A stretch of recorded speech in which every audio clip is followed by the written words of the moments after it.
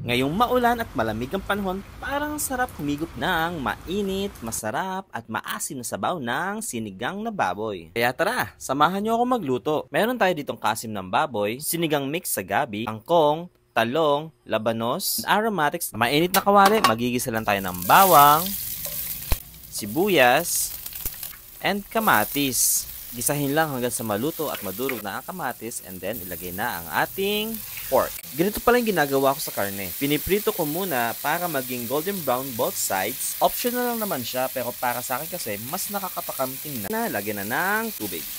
Takpan at hayaan mo nang kumulo. Pag kumulo na siya, lagyan ng paminta and asin at konting sili para sumipa kaagad ang anghang. Sunod na ang mga gulay, lagyan ng labanos, talong, pakuluan mo na yan saglit, and then lastly, ilagay na ang ating kangkong, sinigang mix na pampaasim at sili. And ayan na, ready na ang ating sinigang na baboy. Hi guys! Ganda rin ba kayo magluto ng adobong atay at balon-balunan? Yun bang tuyong-tuyo yung sabaw? Tara, luto tayo! Meron tayo ditong malinis na atay at balon-balunan. Dinagdagan na rin natin ng konting laman ng manok. Hiwain ng mga sibuyas ng medyo maliliit lang ng konti. Sunod na natin itong mga bawang. Pitpitin lang para mabilis balatan at saka hiwain. Ayan, ready na ang ating mga pampalasa. Una natin gagawin ay prituhin muna ang mga atay at balon-balunan. Bantayan lang maging golden brown ang kulay at saka hanguin. Next, prituhin natin ang aswete para magkulay and hanguin din agad para hindi masunog.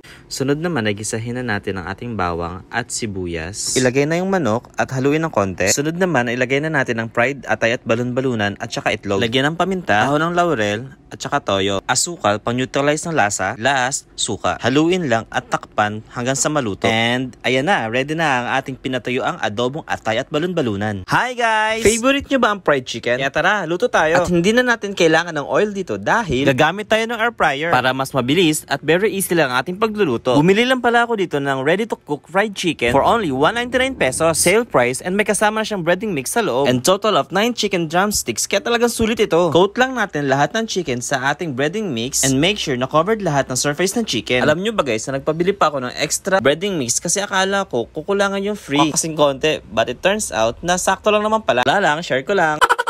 Okay na, balik na tayo sa pagluluto. Ready na ang ating air fryer, naka-preheat na rin yan. Next, lagyan na natin ang ating mga chicken. Bali 2 batches pa lang ginawa namin kasi nga hindi kasya. Dahil malalaki ang chicken. Set lang ng 20 minutes and check natin para baliktarin, para pantay at luto lahat ng sides. Then, salang ulit. After another 20 minutes, ayan na, ready na ang ating air fried chicken. Kaya tara, tikman na yan and follow for more.